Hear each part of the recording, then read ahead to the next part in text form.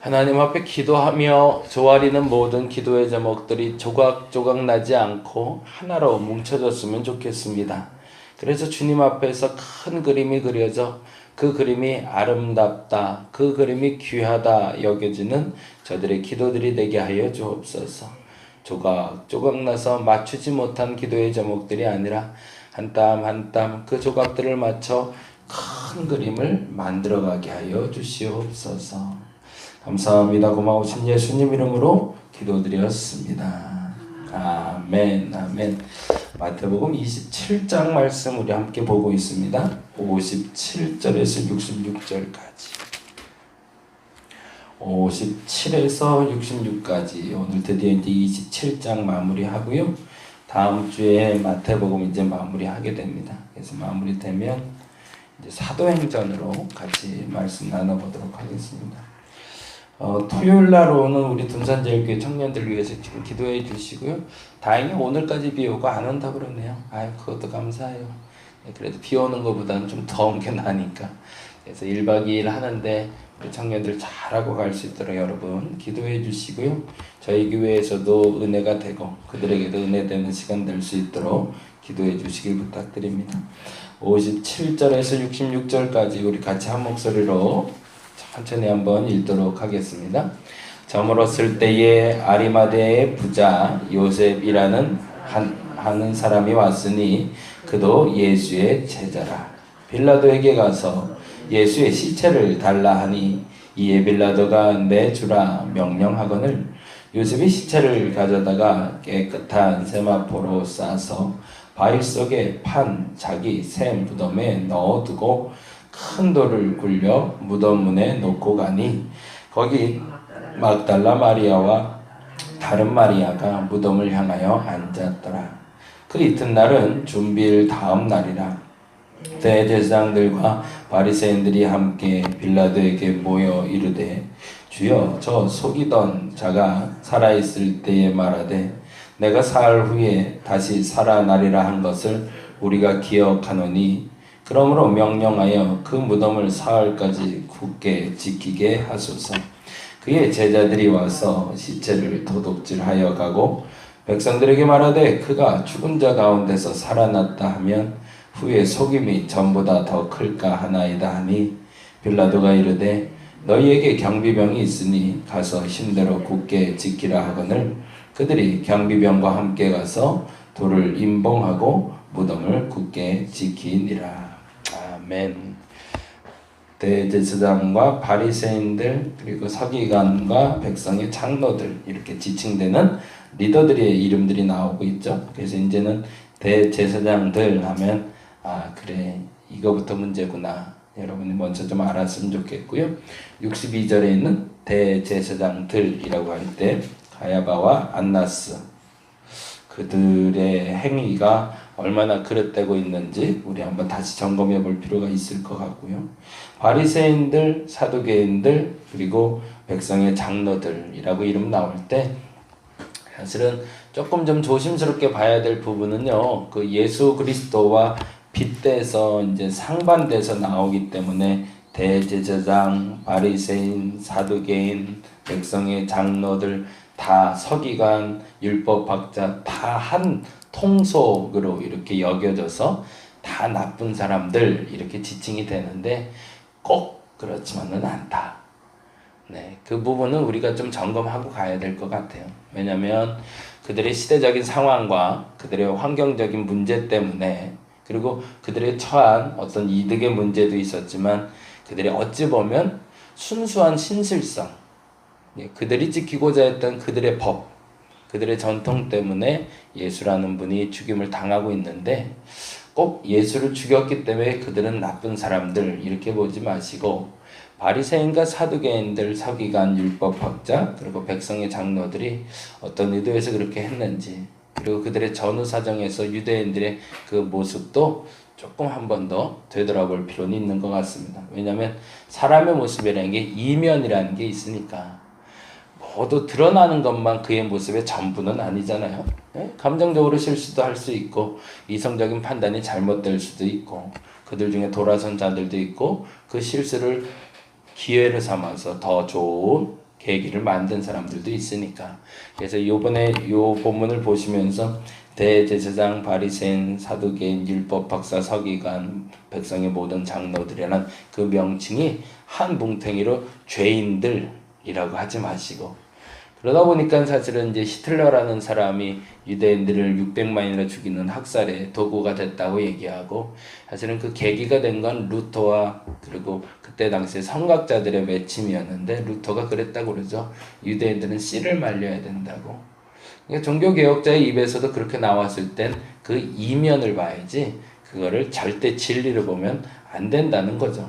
근데 문제는 우리가 항상 누군가의 말이 좀 이렇게 인지도가 있고 그리고 말에 권위가 있는 사람들의 말은 절대적이다라는 어떤 표현을 쓰는데, 그렇지만은 않다. 그거는 조금 좀 알고 넘어갔으면 좋겠는데, 그럼에도 불구하고 이들의 하는 모습이 조금 마음이 속상합니다. 62절 다시 한번 읽어볼까요? 62절 같이 한번 읽겠습니다. 그 이튿날은 준비일 다음 날이라 대제사장들과 바리새인들이 함께 빌라도에게 모여 이르되, 그 날이 무슨 날인지가 되어 있어요. 이튿날이라는 건 다음 날이라는 뜻이잖아요. 준비일은 뭘까요? 그들에게 너무 중요한 유월절이잖아요. 유월절 전날인데 그 백성들이 어디에 모여 있냐가 중요한 거죠. 주일 전날인데 토요일 날 목사님이 어디 가 있냐가 중요한 거겠죠. 주일 날 예배 준비 않고 엉뚱한 데 가서 엉뚱한 짓을 하고 있는데, 심지어는 그들의 표현이 이렇게 되고 있습니다. 63절에 보니까 이렇게 돼 있죠. 63절에 주여 저 속이던 자가, 누구 보고 주라고 부르는 걸까요? 빌라도에게 주라고 부르고 있죠. 도대체 이 대제사장의 주인은 도대체 누군가요? 이러니 이때 당시 예배가 바르게 드려졌을까? 이때 당시에 그들에게 가장 중요한 절기 중에 하나인 유월절 예배가 얼마나 적당히 드려졌을까? 시간적으로도 봐도 시간이 이렇게 돼 있잖아요. 57절에 보니까 저물었을 때에 라고 돼 있잖아요. 그러면 이미 6월절이 시작된 거거든요. 근데 6월절이 시작하는 그때, 왜냐하면 유대인들의 달력은 저녁부터 첫날이니까.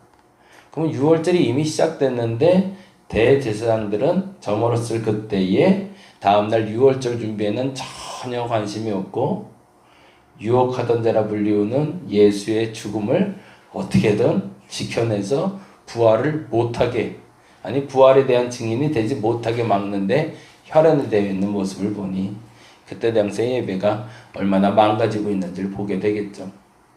마음의 준비가 안 된 예배는 온전한 예배가 될 수 없습니다. 그거는 물론 바빠서 여러 가지 사정 때문에 그럴 수는 있지만, 그들의 주객은 이미 전도되어 있는 거니까. 이것이 첫 번째 저와 여러분에게 던지는 질문이 되었으면 좋겠습니다. 나는 예배를 어떻게 준비하고 있는가? 내 것에 바빠서 한잠 쫓아다니다가 그냥 와서 앉아만 있는 게 아닌가? 아니면 그 전날부터 성실하게 준비하고 드리는 예배인가? 근데 오늘 이 대제사장과 반대되는 사람이 하나가 나오죠. 그게 바로 57절에 나오는 사람인데, 참 재밌는 사람이에요. 예전에 제가 마태복음 1장을 설명하면서 1장, 2장 넘어가면서 잠깐 말씀을 드리고 넘어갔는데, 57절 같이 한번 읽어봅니다.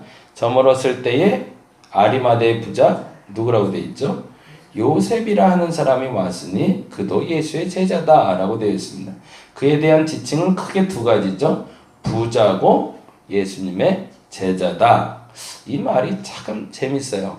성경에는 두 가지의 표현이 좀 나올 때가 있어요. 나아만은 아람의 장수대 문둥병자다 라는 표현이 나와요. 그건 뭐죠? 상반된 두 가지가 그의 성격을 규정하고 있는 거죠. 오늘 이 요셉이라는 사람을 마태가 성격을 규정하기를 두 가지로 규정하고 있는 겁니다. 첫째는 부자고, 그리고 두 번째는 제자다. 그 말은 뭘까요? 아리마대 요셉은 부자로서 예수를 섬기던 사람이라는 거죠. 다른 제자들처럼 몸이 따라다니면서 섬기는 제자가 아니라 물질로 섬기는 제자였다는 얘기죠. 그런데 더 재미난 건 이 요셉이라는 이름이에요. 예수님의 아버지 이름이 뭐죠? 요셉이에요. 그리고 예수님의 마지막을 준비한 사람도 요셉이에요. 예수님의 아버지가 한 일은 뭘까요? 예수님이 태어날 때 갈 곳 없어 여간에 묵을 데가 없더니 마구간 마련해 주신 사람이 요셉이세요. 그리고 그는 역사에서 사라져요. 그게 전부입니다. 아리마대 요셉은요, 이게 전부입니다. 그에게 뭘 준비해 주고 가죠? 무덤. 그리고 그는 역사에서 또 사라져요. 그게 진짜가 아닐까라는 거죠. 대제사장들처럼 자신들의 이득에 빠져서 정말 준비해야 될 예배도 준비 못하고 그렇게 바쁜 예배자들이 있는 반면에 어떤 이는 다른 건 아니지만 하나 더하기 1. 더 재밌는 건 요셉의 이름은 그가 더하다라는 뜻을 갖고 있습니다. 요셉은 그 이름대로 살아가고 있는 거죠. 요셉은 예수님의 삶에 마구간 하나를 준비한 사람이었고 요셉은 예수님의 죽음에 무덤 하나를 준비한 사람이었습니다.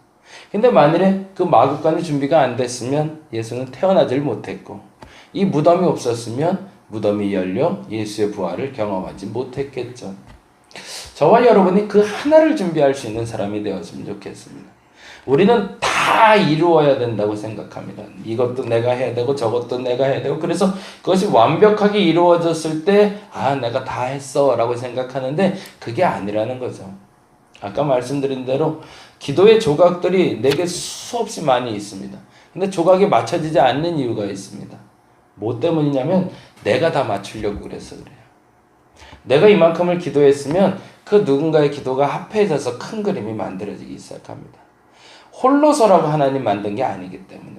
그래서 교회는 공동체가 필요한 이유는 나 홀로 기도하는 것이 아니라 나의 기도와 그의 기도가 만나 큰 그림인 하나님의 그림이 만들어지고 그래서 하나님의 역사가 완성돼 가는 건데 어느 순간부터 나 혼자 독식하기 시작하니 그 그림은 그 조각은 맞출 수가 없는 거죠.